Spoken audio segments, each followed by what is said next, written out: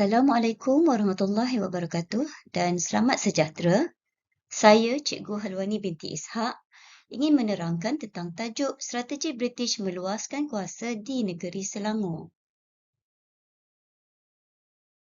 British telah menggunakan 3 strategi untuk meluaskan kuasa di negeri Selangor, iaitu strategi manipulasi, strategi desakan dan paksaan dan strategi perjanjian.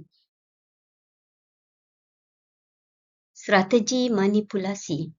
Sewaktu pemerintahan Sultan Abdul Samad, tercetus pertelingkahan dalam kalangan kerabat Diraja Selangor yang menyebabkan berlakunya Perang Kelang. Pihak yang terlibat dalam Perang Kelang ialah Raja Abdullah dan Raja Mahdi. Raja Abdullah telah memperoleh hak mentadbir daerah Kelang daripada Sultan Abdul Samad. Beliau telah berjaya memajukan daerah Kelang sebagai pusat pengeluaran biji timah dengan pembukaan lombong di sekitar Ampang dan Kuala Lumpur.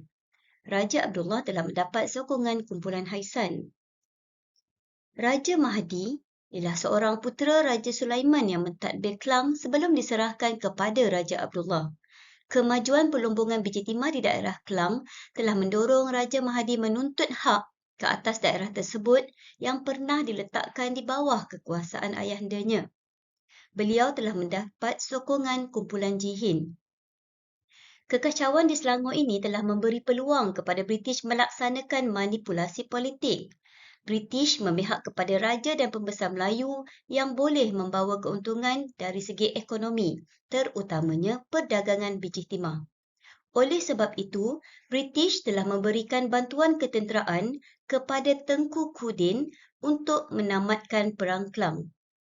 Melalui bantuan tersebut, British telah mengharapkan Sultan Selangor sedia menerima perlindungan British bagi mewujudkan kestabilan di Selangor. Strategi desakan dan paksaan. British turut menggunakan strategi mendesak pemerintah tempatan untuk menerima perlindungan British.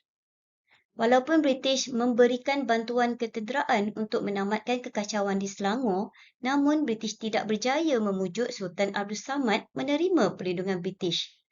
British terus mencari alasan untuk meletakkan Selangor di bawah pengaruhnya bagi menguasai kekayaan biji timah di Selangor. Berlakunya 2 peristiwa iaitu rompakan kapal dagang British. Pada tahun 1873, kapal dagang British dalam pelayaran dari Pulau Pinang ke Melaka telah dirompak berdekatan perairan Kuala Langat. Peristiwa kedua pula ialah serangan rumah api. Pada tahun 1874, berlaku serangan terhadap rumah api di Tanjung Racadu. 2 peristiwa ini menyebabkan British mendapat alasan untuk mendesak Sultan Selangor menerima perlindungan British kerana peristiwa tersebut telah menggugat aktiviti perdagangan British di perairan Selangor. Strategi menandatangani perjanjian. Bagi mengukuhkan kuasa, British mengadakan perjanjian dengan pemerintah tempatan untuk mengikat persetiaan menerima pengaruh British dalam pentadbiran negeri-negeri Melayu. Bermula dengan Perjanjian Pangku, perjanjian tersebut telah menjadi titik peralihan kepada British bagi perjanjian seterusnya dengan pemerintah negeri Melayu yang lain termasuklah negeri Selangor. Perjanjian British Selangor 1875. Antara syarat perjanjian ini ialah British membantu Sultan memerintah negeri, British menghantar J.G. Davidson menetap di Kelang dan Frank Swettenham menetap di Langat untuk membantu pentadbiran Selangor.